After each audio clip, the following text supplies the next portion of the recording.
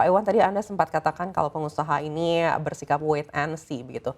Apakah Anda lihat wait and see ini masih akan berlangsung cukup lama di 2024 dan sentimen apa yang lebih ditunggu pengusaha? Apakah dari eksternal, artinya ini suku bunga acuan global, atau lebih dari internal karena kita menghadapi tahun politik?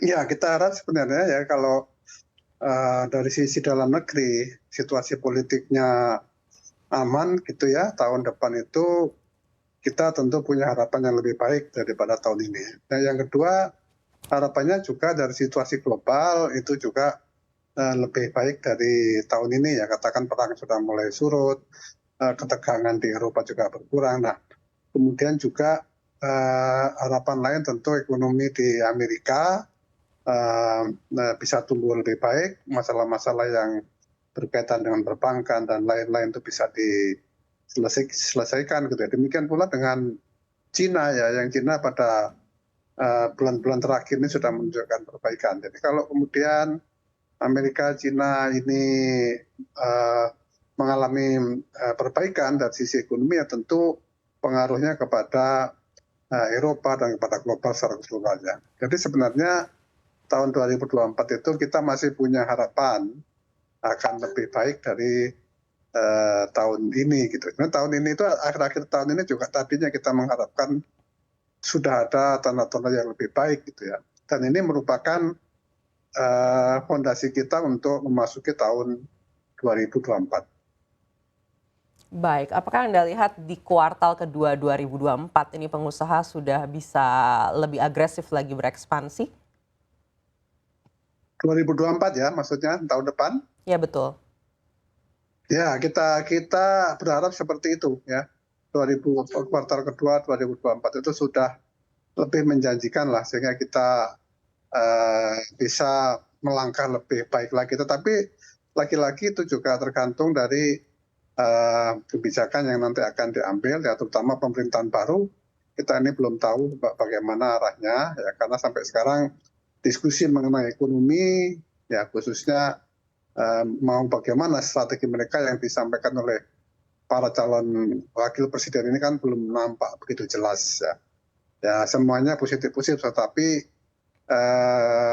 konkretnya seperti apa? Karena kalau di dalam dunia usaha itu kan yang ingin kita lihat kan bukan jargon-jargon yang terlalu futuris gitu ya, tapi kita ingin juga konkretnya apa yang akan dilakukan. Semua ini tentu akan memberikan kontribusi tentang harapan kita memasuki 2024 ya, khususnya pada semester-semester pasca pemilu nanti. Baik, kita beralih ke Pak Tauhid Ahmad. Tadi disampaikan oleh Pak Iwan, ini di kuartal 2 2024 ada harapan mungkin bagi pengusaha untuk bisa lebih agresif lagi berekspansi begitu. Tapi kalau memang kita harus menunggu hingga kuartal 2, seperti apa nanti perekonomian kita di kuartal 1 2024?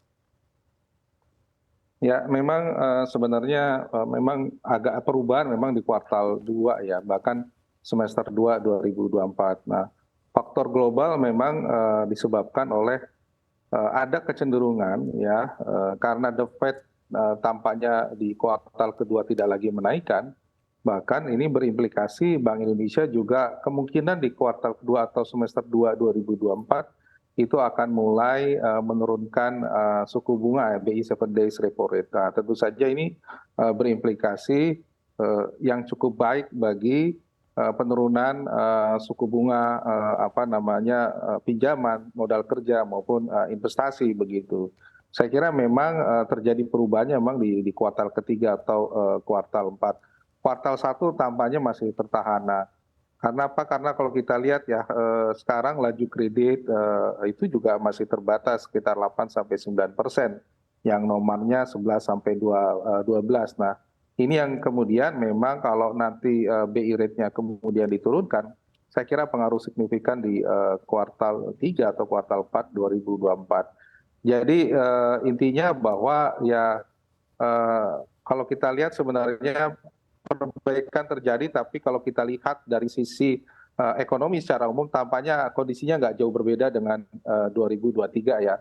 2024 ada fenomena pemilu, jelas konsumsi masyarakat naik, konsumsi pemerintah naik, Namun memang investasi masih sangat tergantung seberapa jauh nanti Bank Indonesia front loading atau tidak terhadap kebijakan The Fed di kuartal pertama atau kuartal kedua 2024 begitu Mbak. Baik, sejauh ini Anda menilai seperti apa daya beli masyarakat kita, Pak Tauhid? Ya, kalau kita lihat sebenarnya trennya terjadi penurunan ya sampai kemarin di bulan Oktober. Kalau kita lihat data simpanan terutama di masyarakat yang di bawah 100 juta memang cenderung semakin tipis begitu. Artinya kalau simpanan tipis berarti kan mereka gunakan untuk konsumsi. Artinya memang ada sedikit penurunan begitu ya untuk daya beli. Nah, yang terasa memang bagi kelompok masyarakat menengah bawah nih. Nah, ini yang kemudian memang meskipun sudah ada bantuan sosial dan program-program jaring pengaman sosial lainnya, tapi hanya mampu untuk meredam ya kenaikan inflasi yang terjadi ya.